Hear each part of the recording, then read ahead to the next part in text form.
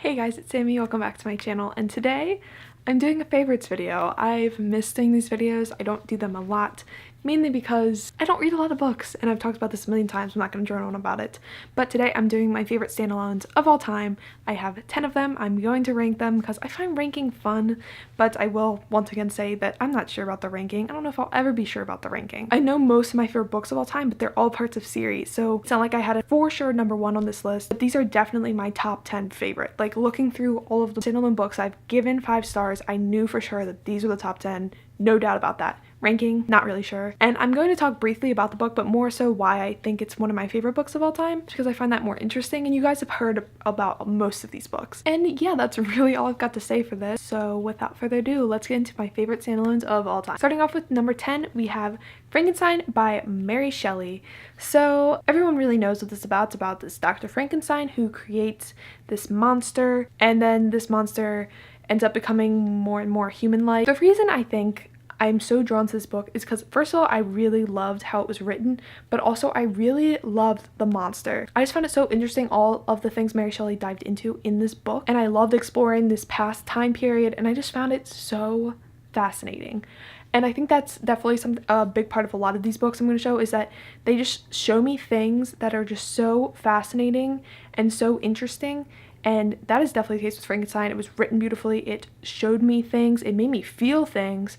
I felt so many different things while reading this book, and I just think it was really, really amazingly done. This is definitely one of my favorite books of all time, and for this list, I'm putting it at number 10. The next book I have to share with you guys is my number 9 favorite book, and this one is one I really struggled with, because I think the reason that it is so low on this list is the fact that I am so far removed from it. But this used to be my favorite book of all time back in 2015, I believe is when I read this, and I love this book, don't get me wrong, but I felt like I've read so many amazing books that I remember more clearly, and I have more defined reasons why I love it so much, but I still need to include it on this list, and that is Before I Fall by Lauren Oliver. I can't exactly explain to you why, but I think this was the first book that really surprised me with how it ended, with the plot that was going on, and I was just so impressed at the time. I know if I read this now, I'd probably be far less impressed.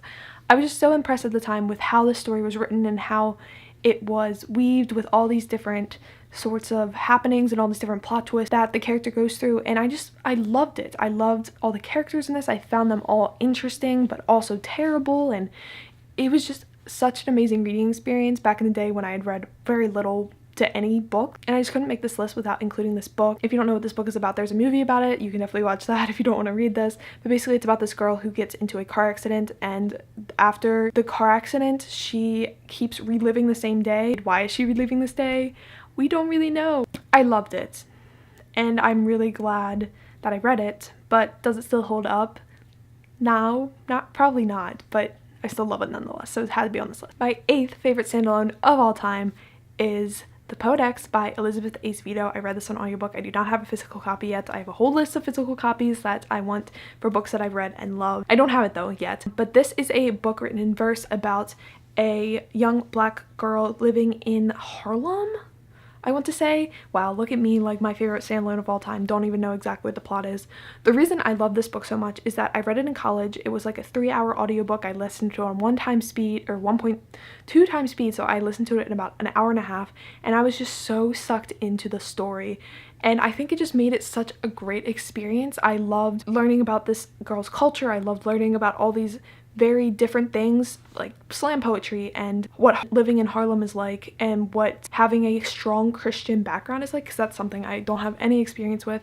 And I just found it so fascinating, and so, like, some parts of this were just so horrible and so, like, heart-wrenching, but it was so incredibly good. And I don't really know how to explain, like, why I love this book so much, other than the audiobook was amazing and I loved listening to it, and it just really stuck with me. And I feel like I don't really have an answer on why it stuck with me, other than it just has. And I feel like since it has stuck with me, that it should be one of my favorites. And I feel like that's the case with a lot of these. Like, they just stuck with me, and I don't really know how to explain why they did, but they have, and I love them. So this is going to be number 8 on my favorite standalones of all time. Coming in at number 7, we have something that maybe some of you guys who've been watching me for a while will for sure know that was going to be on this list, but that is Salt to the Sea by Rita Sepetys. I have such a soft spot for Rita Sepetys' writing and her historical fictions.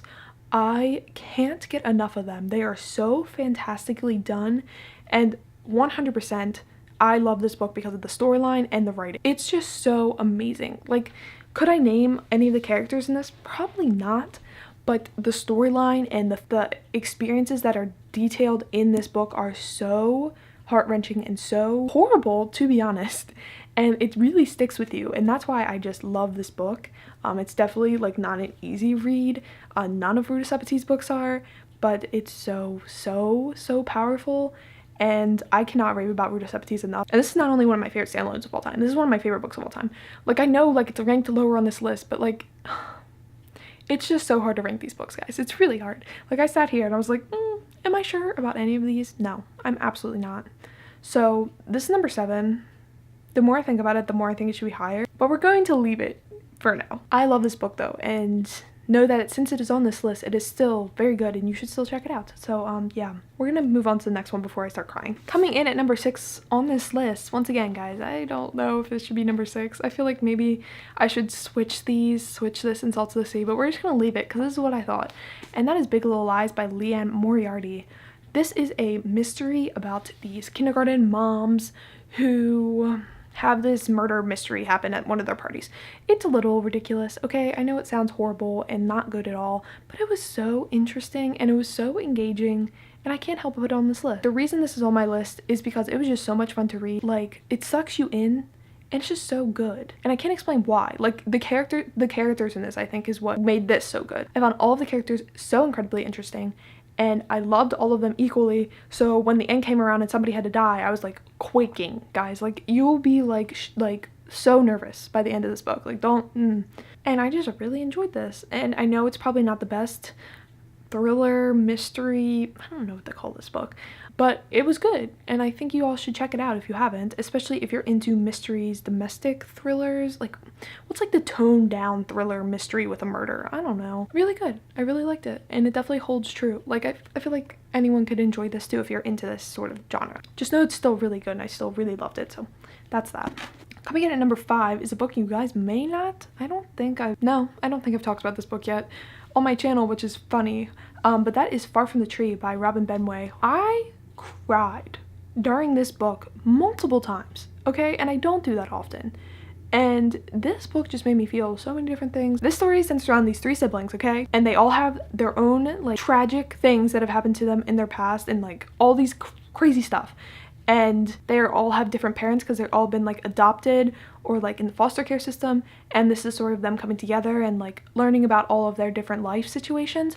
It was so good. Like, it was so good, and it was just so interesting to see all these kids' different lives and how similar and different they are even though they have the same birth mother, and it's just so heartbreaking and so amazing, and I can't rave about this enough. I don't think nearly enough people have talked about it, read it. Like, there's 3 POVs from the 3 siblings, and all of them were so interesting and so distinct and so unique and lovely.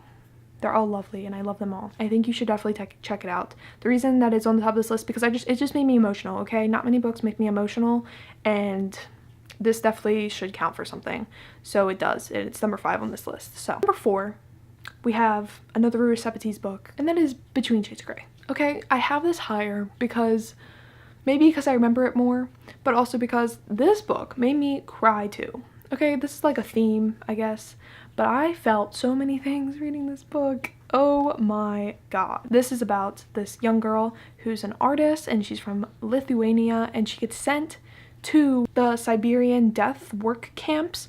Oh my god. It is heartbreaking. This whole entire book, once again, is just heartbreaking, but it also teaches you so much stuff about history, which I enjoy, because I know every so often, like when I'm reading a book and it's nothing but fluff, I'm just like, I'm not really gaining anything from this except enjoyment, which is fine. But the problem I often have is that I do other things for enjoyment too, like I watch a lot of freaking TV, and I'm like, I don't gain anything from TV almost ever. I don't gain a lot of things from my books either. So when I can learn something from my books, it's a good time, and I thoroughly enjoy that. So once again, it teaches you so much, you learn so much about history, but it also is this heartbreakingly beautiful story that will make you cry multiple times. I almost guarantee it. And yeah, I just felt a lot of things reading this, so You probably will too. That's all I really have to say about this, but you should definitely read it as well. Number 3 is Everything I Never Told You by Celeste Ng. This book. No, I haven't read Little Fires Everywhere. I know I'm behind, okay? But this book, you guys, one of my favorites of all time. Not just standalones, of all time. I don't know how to explain to you how beautifully written this book was, but also how shocking the story it told was. I mean, like, sometimes you think about a book and you think like, oh, I see like what was happening and what was going on. This book shocked me multiple times and it hurt every single time too. This just documents what is seemingly a typical American family. The family that is in this is Chinese American, so their dad is Chinese and their mom is white. It centers around one of the daughters of the family, Lydia, who was just recently found dead in the lake in their neighborhood. It made me emotional a lot, and I don't know exactly why, if it was just the time I was reading it. I think I read this in college and a lot of the themes in this have to do with education. And it was a lot, okay? Definitely don't go into, this is not like one of those fluffy, like, family feel-good stories. Like, honestly, if anything, this will make you, like, highly question families and, like, what a family looks like from the outside versus what's going on inside of their family. It hurt a lot to read this story, and all the things that go on in this story hurt me, and you will hate every character in the family at least once. I think why I love this book so much is it was so real. This is one of the first books I read that you really dived into everyone's shit. The book's focus was really showcasing everyone's flaws in this family. Ending will kill you. You will cry. If you don't cry, I mean, I'm not gonna say you're cry. I'm not gonna say you're a bad person if you don't cry, but it hurt, okay? And now I'm remembering I need a physical copy of this like yesterday. So yeah, I struggle with this because sometimes I think this should definitely be at the top of my list, but the next 2 books made me so happy, so I feel like I have to include them at the top of the list. But know that if I didn't put happiness above sadness, this would absolutely be number 1 on the top of the list. But I like putting happy books on top because they make me happy. That's number 3. But don't discount it because, oh my god. Top 2 books. Don't know if you'll be able to guess any of these. I don't know if I've talked about, I haven't. I've talked about maybe one of them. Okay, anyway. So this number 2 of all time is The Gentleman's Guide to Vice and Virtue by Mackenzie Lee. I love this book so much. This book is humongous. I read it so quickly. Like, it took me like 100 pages to get into it, but once I was 100 pages into it, I was so far gone. This book centers around Monty and his best friend Percy and Monty's sister Felicity. I'm such a fake. I can't even begin to explain how much of a fake I am. And their tour around Europe, and it is so good. And there's so many things that are going on. It's so much fun. Like, I literally laughed out loud reading this, which happens almost never. Like, I just loved everything about this book. There is gay and bisexual rep, there is also asexual rep, and you know what? It's just fantastic, okay? It's fantastic, and I love it. It made me feel things, and that's literally the only reason I can tell you why it's top of the list. It just made me happy. And you know, sometimes you just need a book that makes you happy. That's this book. If you're looking for something that'll make you happy, read this, okay? Read this. Okay, I feel like I should be saying more, but I don't know what else to say other than I love this book. It is fun. It is light. It's not light. It's really actually not light. It actually deals with some deep shit. But for the most part, it makes me feel good. So you should read it. I don't know what else to say. And coming in at number 1, I've contemplated this book multiple times. If it should be number 1, if it should be somewhere else on this list. It's definitely one of my favorite standalones of all time. But like I said, why is it my favorite standalone of all time? I legitimately could not tell you. I really couldn't. And that is Starry Eyes by Jen Bennett. Okay, why is this on here? I don't know, guys. Something about this book has stuck with me so profoundly that I feel like at this point, like, it has to be like my favorite standalone of all time. And I think about this book more often than I care to admit, and I don't know why. I love the 2 main characters in this. Like, they literally made me feel things. Like, they literally made me so happy. And I think that's just why I love this book, because the characters and all the scenes in this just made me so happy. And yeah, I don't know why. I can't explain to you why I love this book so much other than I just love this book so much. And if you're looking for a cute ass romance, yes, absolutely 100% yes. It's about people trapped in the woods together and they have to find their way home, and it's like a long journey, and it's good. Maybe because it's like hate to love, and hate to love makes me feel all sorts of things. It's two people who hate each other and are forced to be together, and then they fall in love. I feel things. It's great. You should definitely check it out, okay? Okay. Was this video a mess? Yes. Okay. Look, there's the thing about these videos. I feel like everyone I watch, people always like had these very profound thoughts about their favorite books of all time, and my only response to that is that these people must have read a lot more books than me and have a lot more deep reasons on why these books are their favorite, whereas mine are like, well, I think about them a lot and they made me feel things. So yeah, I'm really a great booktuber. I clearly have such profound thoughts about books. Okay, I hope you enjoyed this video. I really do actually hope you gained something from this video. I love recommending books, and all of these books I recommend 100%. So I hope that you've read some of these books. I know I've mentioned a few of them multiple times. I don't know if any of you... Okay, I have a question. If anyone's still watching, have any of you read a book and liked it? Or maybe didn't like it, just read a book because I recommended it? Comment down below. I'm really genuinely curious, because that is something that is like a goal of mine, that I recommended a book and then people loved it, and that makes me feel things. So once again, I recommend all these books very heavily. I think almost all of these are really fast-paced, which is another reason why I really enjoyed them. I hope you guys enjoyed this video. As always, all of my social media links are down below. You can check them out, and I don't really have anything else to say. I hope you guys are having a great summer, and I will see you guys very soon. Bye. I like me better when I'm with you.